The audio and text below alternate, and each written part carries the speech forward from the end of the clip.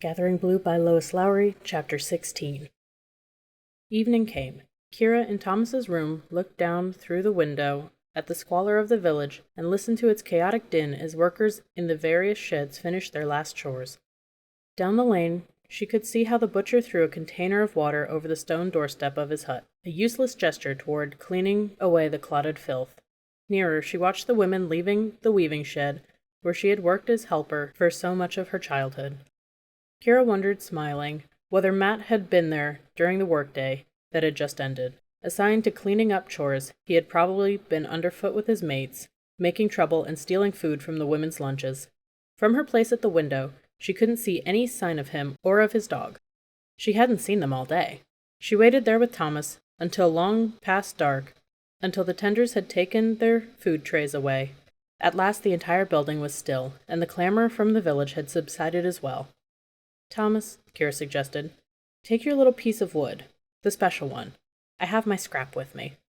"All right, but why?" "I don't know exactly. I feel that we should." Thomas got the small carved piece from its high shelf and put it into his pocket. In his other pocket was the wooden key. Together they went down the dimly lit corridor to the stairs. Ahead of her, Thomas whispered, "Shh." "I'm sorry," Kira whispered back. "The stick makes a noise, but I can't walk without it." "Here, wait." They stopped beside one of the wall torches. Thomas ripped a length of cloth from the hem of his loose shirt. Deftly, he tied it around the base of Kira's walking stick. The cloth muted the noise of the wooden stick on the tiled floor. The pair made their way quickly down the flight of stairs and to the door of the room where Joe slept. They paused there and listened, but there were no sounds. Kira's hand, in her pocket, felt no warning from her scrap of cloth. She nodded to Thomas, and silently he inserted the big key and turned it to open the door. Kira held her breath because she feared that a tender might be sharing the room to guard the tyke at night. But the room, illuminated only by the pale moonlight through the window, held only one small bed and one small fast-asleep girl. "I'll stay by the door to watch," Thomas murmured. "She knows you, or your voice at least. You wake her." Kira went to the bed and sat on its edge.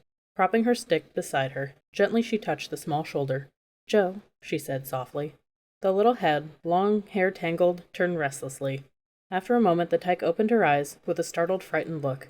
"No, don't!" she cried out, pushing Kira's hand away. "Shh," Kira whispered. "It's me. Remember? We talked through the door. Don't be afraid." "I want me mum," the tyke wailed. She was very small, much smaller than Matt, hardly more than a toddler.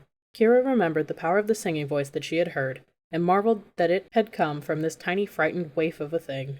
Kira picked her up, cradled her, and rocked her back and forth. "Shh," she said. "Shh, it's all right. I'm your friend.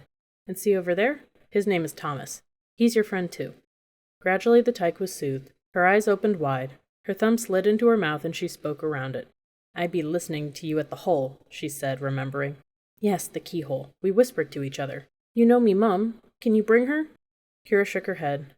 "No, I'm afraid I can't. But I'll be here. I live just upstairs, and Thomas does too." Thomas came nearer and knelt by the bed. The tyke stared at him suspiciously, and clutched Kira. Thomas pointed to the ceiling. "I live right above you," he said in a gentle voice, "and I can hear you." "You hear me singings?" He smiled. "Yes, your singing is very beautiful." The tyke scowled. "They always be making me learn new ones." "New songs?" Kira asked her. Joe nodded unhappily. "Over and over. They be making me remember everythings. Me old songs, they just be there natural. But now they be stuffing new things into me, and this poor head hurts horrid." The tyke rubbed her tangled hair and sighed, a strangely adult sound that made Kira smile sympathetically. Thomas was looking around the room, which held many of the same pieces of furniture as the rooms above. A bed, a tall wooden chest of drawers, a table and 2 chairs. "Joe," he said suddenly, "are you a good climber?" She frowned and removed her thumb from her mouth. "I be climbing trees sometimes in the fen, but me mum hits me when I do, because she say I be breaking me legs, and then she take me to the field." Thomas nodded solemnly. "Yes, that's probably true, and your mother didn't want you to get hurt. Once draggers take you to the field, you don't never come back. Beasts take you." The thumb popped back in. "But look, Joe, if you could climb up there," Thomas pointed to the top of the chest of drawers. The wide eyes followed his pointing finger, and the tyke nodded. "If you stood very tall up there, and if you had some tool, you could hit the ceiling, and I would hear you." The tyke grinned at the thought. You mustn't do it just for fun, Thomas added quickly. Only if you really need us. Might I be trying it? Joe asked eagerly.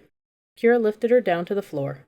Like a limber animal, the tyke scrambled from chair to tabletop, and from the tabletop she climbed to the top of the chest.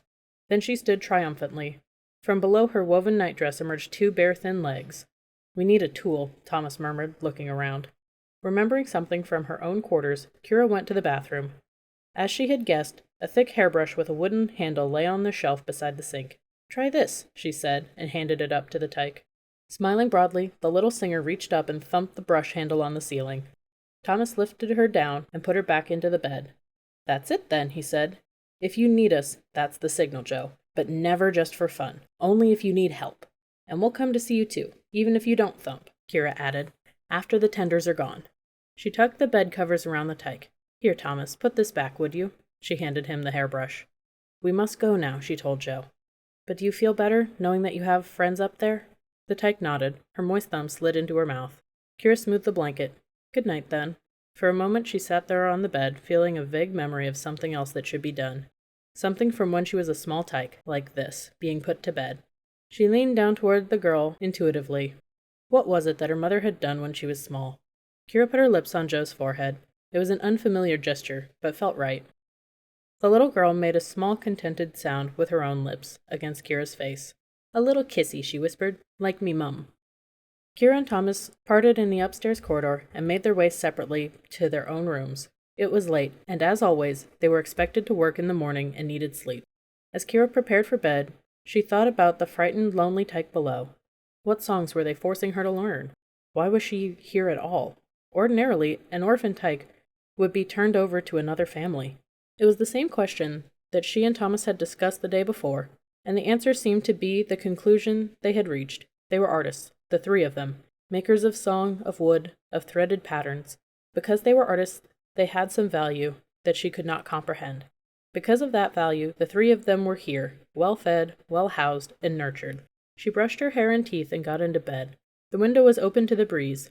Below, she could see the half-completed constructions that would soon be her dying garden, fire pit, and shed. Across the room, through the darkness, she could see the folded covered shape on top of her work table, the singer's robe. Suddenly, Kira knew that although her door was unlocked, she was not really free. Her life was limited to these things and this work.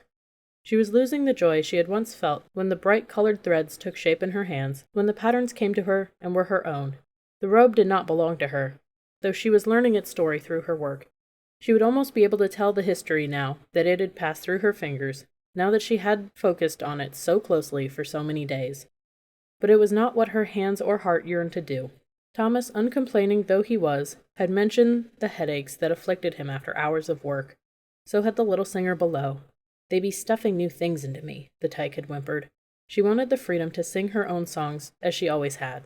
Kira did too. She wanted her hands to be free of the robe, so that they could make patterns of their own again.